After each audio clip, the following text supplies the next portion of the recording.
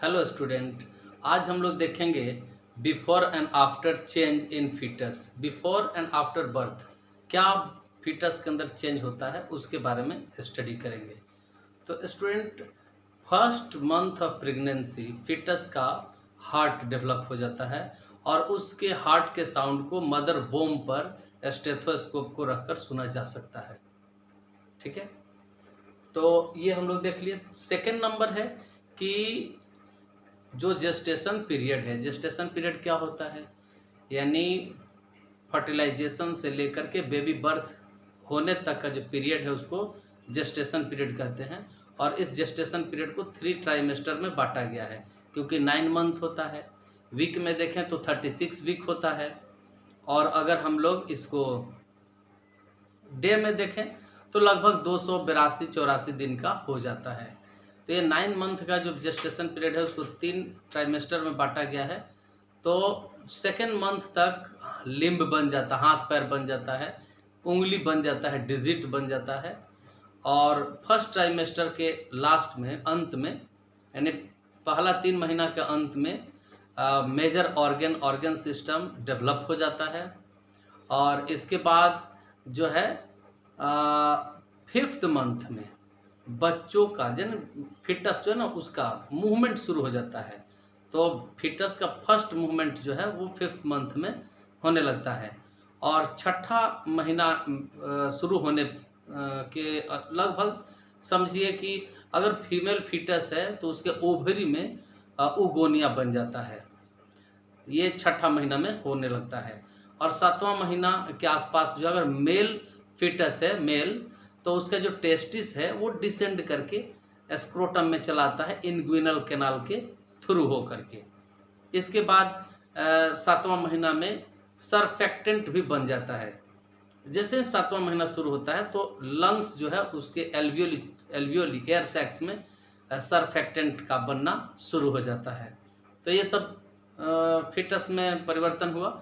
और इसके बाद जो है लगभग 9 मंथ में सारा कुछ तैयार हो जाता है फिटस का, पूरा फुल्ली मैच्योर हो जाता है फिटस। और एक बात कह दें कि जो आईब्रो है, आईलेस है, या फिर ओपनिंग ऑफ आई खुलना, ये सब जो है 7वां महीना में शुरू हो जाता है। और ध्यान दें स्टूडेंट, इसके बाद एक लास्ट देखेंगे हम लोग क्या, कि बच्चा जो जन्म लेता है तो उसका कारण क्या है। तो जैसे ही जो फिटस जो है फुल्ली मैच्योर हो जाता है तो फुल्ली मैच्योर फिटस और प्लेसेंटा ये दोनों मिल करके ये जो यूट्रस है इसको माइल्ड कॉन्ट्रैक्शन करता है। तो ये मान लीजिए कि फिटस है और ये प्लेसेंटा है, ये समझ लीजिए प्लेसेंटा है, ये फिटस है और ये प्लेसेंटा है। ये दोनों मिल करके ये यूट्रस को हल्का सा कॉन्ट्रैक्ट कर दिया, दोनों मिलकर के यूट्रस को कॉन्ट्रैक्ट कर दिया। जैसे ही यूट्रस कॉन्ट्रैक्ट होगा तो हल्का सा पेन होगा, ठीक है, और इसको लेबर पेन कहते हैं। और इस दौरान जो है ये फिटस से एक मैसेज आएगा पिट्यूटरी ग्लैंड को, पिट्यूटरी ग्लैंड, मास्टर ग्लैंड को मैसेज आएगा। और ये पिट्यूटरी ग्लैंड जो है ऑक्सीटोसिन नाम का हार्मोन सीक्रेट करेगा। ऑक्सीटोसिन, इसको पीटोसिन भी कहते हैं, इसको लव हार्मोन भी कहते हैं। तो स्टूडेंट, ये मेल में भी निकलता है। जब मेल इमोशनली किसी से अटैच होता है तो उस कंडीशन में ऑक्सीटोसिन निकलता है। तो देखिए ऑक्सीटोसिन क्या करेगा, तो ऑक्सीटोसिन फिर यूट्रस को कॉन्ट्रैक्ट करेगा। जब यूट्रस कॉन्ट्रैक्ट होगा तो फिर मैसेज आएगा, ठीक है, फिर मैसेज आएगा। और ये कॉन्ट्रैक्शन हर बार स्ट्रांग होगा और लेबर पेन जो है रुक रुक करके बढ़ते ही जाएगा। रुक रुक करके रुकेगा क्यों, क्योंकि कॉन्ट्रैक्ट हुआ, इसके बाद मैसेज आ रहा है तो कुछ देर रुकेगा, फिर ऑक्सीटोसिन निकलेगा तो फिर कॉन्ट्रैक्शन होगा। तो स्टूडेंट, अभी हम लोग इसमें क्या देखेंगे, फीटल इजेक्शन रिफ्लेक्स। हमें देखना है फीटल इजेक्शन रिफ्लेक्स। तो फीटल इजेक्शन रिफ्लेक्स क्या है? तो जब फीटस और प्लेसेंटा फुल्ली मैच्योर हो जाता है, तो fully mature foetus and placenta cause mild contraction of uterus, यानी पूरी तरह से मैच्योर प्लेसेंटा और फीटस दोनों मिलकर के यूट्रस को हल्का सा माइल्ड यानी हल्का सा कॉन्ट्रैक्ट करता है। और इसके कारण क्या होता है कि एक मैसेज जाता है पिट्यूटरी ग्लैंड को, और पिट्यूटरी ग्लैंड सिक्रीट करता है ऑक्सीटोसिन हार्मोन को। ऑक्सीटोसिन हार्मोन और पिट्रोसिन हार्मोन, दिस हार्मोन कॉज, ये हार्मोन क्या कॉज करेगा, क्या करेगा? तो कॉन्ट्रैक्ट यूट्रस अगेन, यूट्रस को फिर से कॉन्ट्रैक्ट करेगा। और ये फेनोमेना जो स्टार्ट होगा कंटिन्यू रहेगा जब तक बच्चे का जन्म न हो जाए। तो इस दौरान प्लेसेंटा से एक और हार्मोन निकलता है, relaxin, relaxin hormone, and this hormone make pubic symphysis soft and dilate it. तो प्यूबिक सिम्फाइसिस को डायलेट कर देगा, सॉफ्ट बना देगा। तो उससे क्या होगा कि बेबी बर्थ में बहुत आसानी होगी और सुलभ हो जाएगा एक तरह से कहा जाए तो। इस तरह से हम लोगों ने देखा कि फीटल इजेक्शन रिफ्लेक्स क्या है। तो फुल्ली मैच्योर फीटस और प्लेसेंटा दोनों माइल्ड कॉन्ट्रैक्शन किया, जिसके कारण मैसेज गया पिट्यूटरी को, और पिट्यूटरी से ऑक्सीटोसिन निकला, इसको कहते हैं फीटल इजेक्शन रिफ्लेक्स। ठीक है, और इसके कारण जो है बेबी बर्थ का शुरुआत हो गया, और बेबी बर्थ को पार्चुरेशन कहते हैं। इसके बाद बेबी में क्या चेंज आता है? तो आफ्टर बर्थ बेबी के सर्कुलेटरी सिस्टम में चेंजेज आता है, सर्कुलेटरी सिस्टम में चेंजेज आता है, ध्यान देंगे स्टूडेंट। और सर्कुलेटरी सिस्टम में क्या क्या चेंजेज आता है, जरा मिटाने वाला दीजिएगा, डस्टर। ओके। तो देखते हैं स्टूडेंट कि क्या चेंजेज आता है फीटस के अंदर।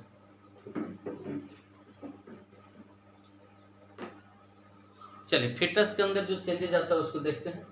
तो देखिए, ये फीटस का ब्यूटीफुल हार्ट है, यह ठीक है, 4 चैम्बर वाला, ठीक है, 4 चैम्बर। यहां से ना स्टूडेंट एक आर्च निकलता है, इसको कहते हैं आर्च ऑफ एओर्टा,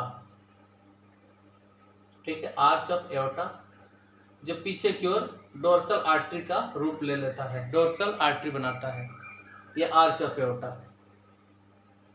अब देखेंगे स्टूडेंट, यहां से पल्मोनरी आर्टरी है, 2 पार्ट में इसको बनाते हैं, ठीक है, पल्मोनरी आर्टरी जो कि लंग्स को ब्लड सप्लाई करेगा। ये मान लीजिए लंग्स है दोनों, और दोनों लंग्स से ब्लड जो है ये इधर आता है, देखिए इधर, लेकिन लंग्स चूंकि फंक्शनल नहीं है तो इधर ब्लॉकेज रहेगा, पूरी तरह से क्या रहेगा, ब्लॉकेज रहेगा, ब्लॉकेज रहेगा। लंग्स फंक्शनल नहीं है, सॉलिड लंग्स है, तो यहाँ पर ब्लॉकेज रहेगा। अब देखिए ब्लड जो है इससे माँ के बॉडी से आ रहा है ब्लड, ठीक है, राइट आर्टरिया में, राइट आर्टरिया से ब्लड जा रहा है राइट वेंट्रिकल्स में, और राइट वेंट्रिकल से लंग्स में जाता है। लंग्स में जाता तो है लेकिन वापस इसमें आता नहीं है, तो यहाँ तो प्रेशर बहुत बढ़ेगा। तो प्रेशर बहुत बढ़ेगा तो यहाँ पर दोनों के बीच में कनेक्शन रहता है, ये कनेक्शन को कहते हैं डक्टस आर्टेरियोसस। इस कनेक्शन को कहते हैं student ductus arteriosus, ductus arteriosus.